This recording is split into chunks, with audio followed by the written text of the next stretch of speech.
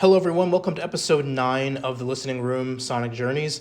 I'm your host, your groove guru, and your guide to the vibes, the cultural DJ. And you'll have to forgive me in advance on two accounts. The first account is the sound quality. I'm recording in a different room than I usually would be.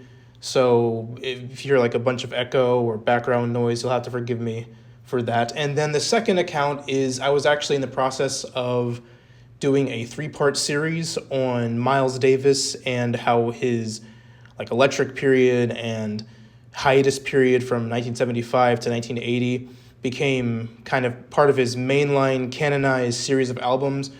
But that episode, that part 2, because I already did part 1, which was episode 8, part 2 is going to take a little bit more time to bake in the oven. So instead, we're going to be doing the topic that we're doing on this one, which we'll get into in just a second. If you're new, be sure to like and subscribe.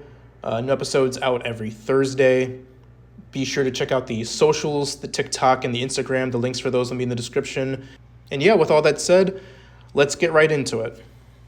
So while I'm working on that part 2, which is for a topic that's a bit more research and information dense, I wanted something I could be a bit more conversational with, something I could riff on a bit more without a bunch of notes or anything. And that is a post that I saw. I follow this group on Facebook that's like for black nerds. And I saw a post the other day that really stuck out to me. And I thought it would make for a decent topic to talk about on the show. And I have the post in front of me. I'll read it to you, and then we'll get into the meat and potatoes. And it says, "What scares me most about our people is that our music has lost its soul. This terrifies me. I don't think our people realize how dangerous this is to us. I have some hope when I hear my 19-year-old godson playing Teddy P or Teddy Pendergrass on repeat." Now, why did I want to talk about this? Well, it admittedly kind of rubbed me the wrong way because, as a huge music nerd and being a cultural DJ, as I like to call myself, I am vehemently against this notion that music, specifically black music of today, has lost its soul, or any notion that soul is like diminishing within black popular music. And this episode is not going to be me so much saying like I'm right and the person that posted this is wrong. It's more so going to be about why people tend to think this way, because you see sentiments like this, not even with just black music, but music in general, art in general, films, all that. So I wanted to talk about why people have a tendency to think in this way, and why I think that black music of today has not lost its soul.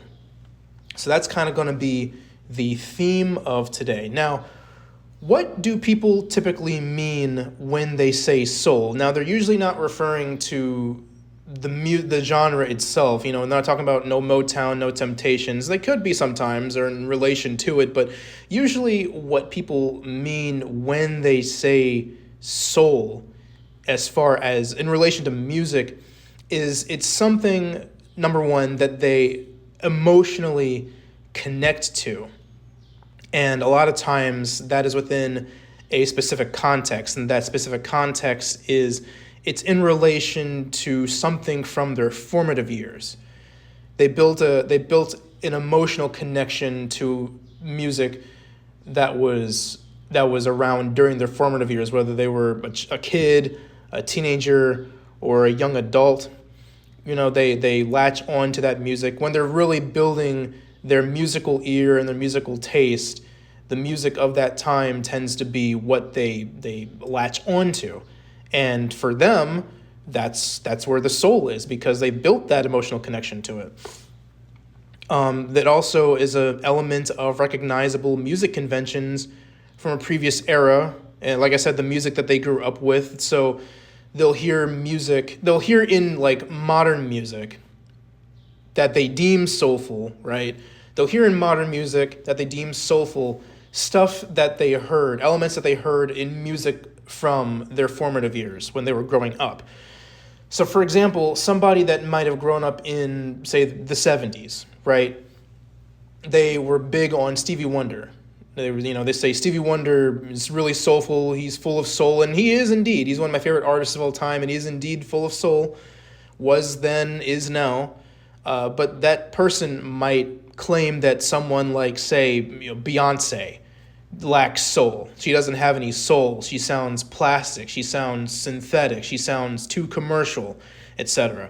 But they might say, somebody like Anderson .Paak or maybe Bruno Mars, they might say, oh, that boy's got soul, because they see those elements, the elements that guys like Anderson .Paak or Bruno Mars, they draw from those older conventions of funk, of soul, of disco, of R&B that even they grew up with. They're not super duper old, but guys like Anderson and like Bruno, they grew up on that kind of music, so they draw a lot of influence from it. And the listener recognizes that.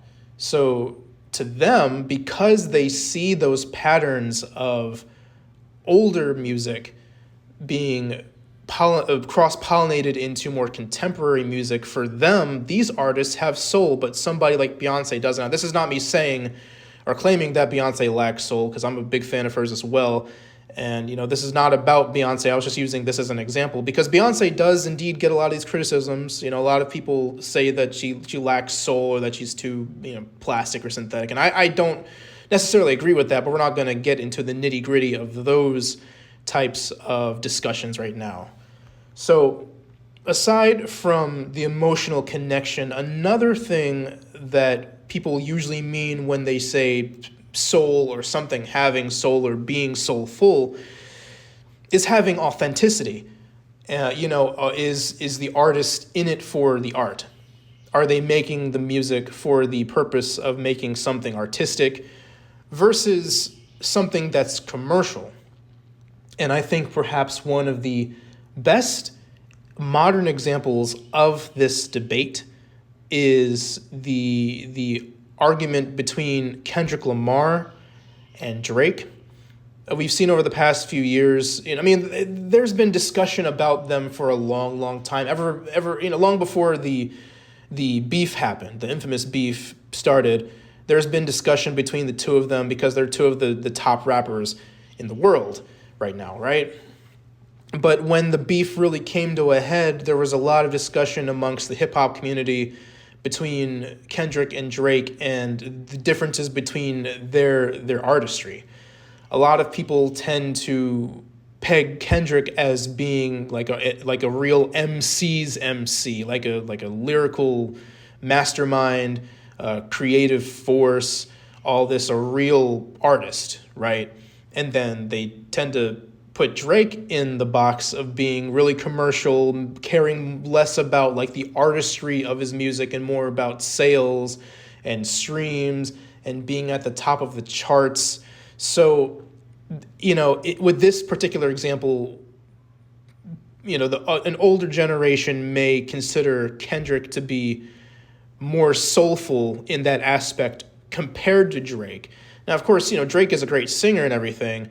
He has his own merits as an artist, but this is, again, just for the sake of the example, they might say that Kendrick has more soul because he tends to really kind of focus in on the artistic aspects of his music, of being an artist at all, right? Versus Drake, who, he makes the music that he makes to cater to the audience that he knows will consume it. He can make the same album over and over again, or the same style of music over and over again, because he knows that his audience will eat it up no matter what. So that's what he does, and it sells really well, right? So that's another example, and that's another core aspect of what people typically mean when they're referring to soul is authenticity. Now, combining these elements, really what it mostly boils down to is generational bias. And what I mean by that is that it's the time-tested idea of what I grew up with is better than what you grew up with, right? So we see this throughout history. I'm 30 years old. I was born in 95. So, I was growing up around the late 90s and the early 2000s, and a lot of people around my age, they might say that what they grew up with in the late 90s and in the early 2000s was the best. And admittedly, I have a bit of bias there because, what I tend to look back on what I grew up with rose-tinted glasses. Nostalgia is the word to use. With nostalgia, with fondness. The music, the TV shows, the cartoons, just the overall aesthetics of everything. I look back with rose-tinted glasses, but people from the previous generation who grew up in like the late 70s and early to mid 80s would say that the stuff that they grew up with was the best. The 80s music is the best. The malls and all that. The clothes, the style, everything was better than what we have now, or what I grew up with in the 90s and early 2000s. And even the generation prior. And then the older generation that grew up in like the late 60s and early to mid 70s would say that they had it best. They had the best music, they had the best style, they had the best fashion, they had the best everything. So really a lot of it just comes down to a generational bias. And something interesting, I'll say this. When I was in maybe my freshman or sophomore year of college, in my history class, something that my professor pointed out has stuck with me ever since then. This was years ago, but something my professor pointed out to me stuck with me even to this day, is that he says that whatever the current generation is often obsessed with what was around about 2 generations ago, not generations, but 2 decades ago. So the people growing up now, right, in like the people that grew up in like the 2010s and like the early 2020s are obsessed with the 90s. And then people that grew up in the 90s were crazy about stuff from the 70s and so on and so forth. And it's especially funny because it's not stuff that they grew up with, like people that were growing up in the late 2000s and early 2010s are obsessed with 90s culture and 90s aesthetics, but they weren't around for it. They see like pictures of it, they see videos of it, maybe like old commercials or cartoons, or they say like, they had it so much better. They had all this cool stuff. Of course, they forget about all the negative stuff that's in there as well. So they, in a way, look back on it with rose-tinted glasses, but for a time that they weren't a part of. It's like they wish that they were a part of it. They wish that they were there, and they often say things like, I grew up in the wrong generation. That's a common phrase that goes around. Is I grew up in the wrong generation. I belong in the 60s. I belong in the 70s. I wish I was born in the 80s so I could experience that time period. I would have fit right in, right? So a lot of it is just a kind of a generational bias. And, when my professor said that, it really kind of clicked because you think of things like, say, like that 70s show, for example, a show that came out long after the 1970s, but celebrated, I don't want to say mocked, but tongue-in-cheek criticized 70s culture. But you see, it came out, decades after the 70s. And then you have a lot of 70s sitcoms that were about growing up in the 50s and so on and so forth. So you kind of see how that works out as far as the generational bias and what I grew up with is better, or what came out in an older time was better than what we have now. So if you'll allow me, I'd like to give some historical examples of the idea that the older generation was kind of poo-pooing on what the newer generation was up to. First example is the idea that funk and jazz fusion was replacing traditionalist jazz, like bebop and everything, in the 1970s. And that's kind of what I'm touching on right now with the Miles Davis series, is his Electric Period, and how a lot of the jazz traditionalists, be it critics and even fans of jazz, were saying that this is not jazz, this is garbage. Like, what is this? This is not this is not the Miles Davis that we came to know and love. Like, what are you doing? right? Next one is disco, killing quote unquote real musicianship and sounding plastic. You have the whole disco demolition night, where people, and this is I mean, the whole disco demolition night is a bit deeper than just like older generations versus newer generation, because they were kind of like two generations concurrently running, but one was really against another one. But the point is that there was an idea that disco was killing musicianship as far as previous generations of black music were concerned, and sounding more synthetic and plastic. And then you have hip hop sampling, stealing from previous generations of black music. Now, hip hop sampling has been a hot topic for a long, long time.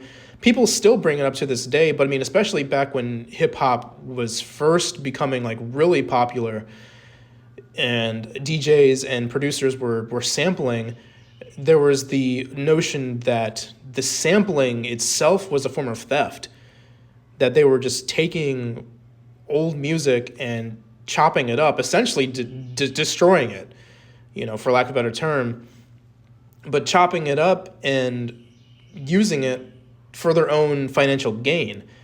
And now sampling is like an essential part of hip hop. You have like some of the greatest producers of all time: Jay Dilla, Madlib, Questlove, Kanye West, and DJ Premier. So many amazing producers. Dr. Dre have used sampling as a basis for the music that they make, right? And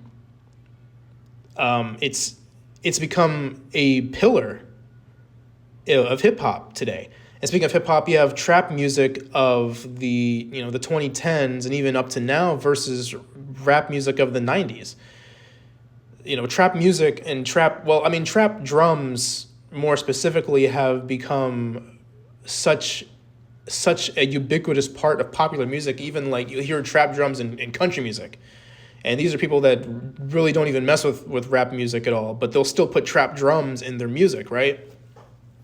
Versus 90s hip hop. I mean, trap music has grown from Southern hip hop, which was, even at the time it was growing in the 90s, was already getting, the late 80s, early 90s was already getting a bad reputation amongst people that were purists of either the East Coast or the West Coast. But now trap music is such an essential part of hip hop music.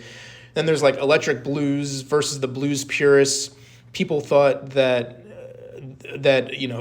electric blues was sacrilegious, essentially. And it kind of goes the same with jazz, but electric blues, plugging in electric guitar and playing blues music was sacrilegious for many, many people. For people that felt that blues and even folk music as well. Folk is also one, but blues is, more based in black culture, right? That electric blues was just a no-go. Like, why would you do this? This is terrible. Why would you ever use an electric guitar? Right? And then you have melodic / auto-tune rap versus 2000s rap, and this is more a case of rap from the 2000s and before then being more lyrical. This is a way more contemporary argument, because this is something that's still going on even to this day. This whole argument between like auto-tune rap, or I guess SoundCloud rap, not being lyrical compared to rap of the olden days, I guess. And then there's 90s and 2000s R&B replacing classic R&B. You have artists, like Usher, your Ushers and your Chris Browns and your Beyoncés and your Rihannas, doing a form of R&B that's completely different from the R&B of the Teddy Pendergrasses, the Marvin Gayes, the Baby Faces, all of them. So you have all these different examples of kind of the older generation versus the contemporary generation, and how those ideals clash, how those generational ideas have come to a head, right? Between this is what we grew up with and this is what works, and this new stuff is not as good. It's not as it's not like what we grew up with.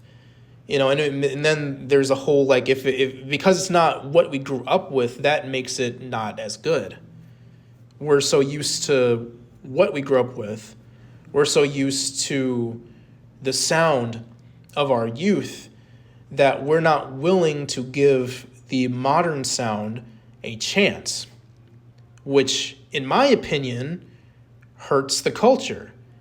It hurts the culture of black music when you have people that are not willing to give the music, not to say that they need to be open-minded about every single thing they listen to. I mean, people don't like some things, and that's perfectly fine. I'm not saying they need to like everything, but to say that, perhaps something shouldn't even exist because it's not something that they're used to, I feel really hurts the culture of music. Now, that's not what the person that made this post is exactly saying, but there are people that indeed feel this way, that certain styles of music that don't fit what they're used to should just disappear, that they hope that they disappear. And then you have the generation that is currently consuming this music, that this music really resonates with them. This music means something to them. It might not mean something to the older generation, but this music means something to the current generation. And that doesn't make it, just because the older generation doesn't understand, that does not make it any less. So you've seen throughout history that there's been a great deal of evolution within black music. Now, why exactly has black music evolved? Well, it's my firm belief that black music evolves because black life evolves. Like technology, geography, social conditions, communication. Black music, like black life, to me, isn't meant to be static, but it's supposed to continuously grow with the times. We've seen pieces of black music over time that were once considered disruptive, but are now viewed as essential elements within black culture. So I'd also like to give some examples of contemporary artists that I personally find to be soulful. First one being Michael Kiwanuka, who is a British singer-songwriter and multi-instrumentalist. Kamasi Washington, who is a saxophonist and bandleader. Earl Sweatshirt, who is a rapper, arguably one of the best rappers of today, in my personal opinion. Tank and the Bangas, who is a rap group. Earth Gang, another rap group. Lakeisha Benjamin, who is a saxophonist and a singer, if I'm not mistaken. There's Salt, which is a collective of musicians, along with Cleo Soul, who's the usual lead vocalist of the group. There's Little Sims, who is another British rapper. Kay Tronada, who is a DJ and electronic musician. There's The Internet, which is a neo soul type band. No Name, who's another rapper. Brittany Howard, who has gone solo. She was the lead singer and guitarist for the band Alabama Shakes, but she's since gone solo and has amazing work out. There's Flying Lotus, who is a producer and beat maker.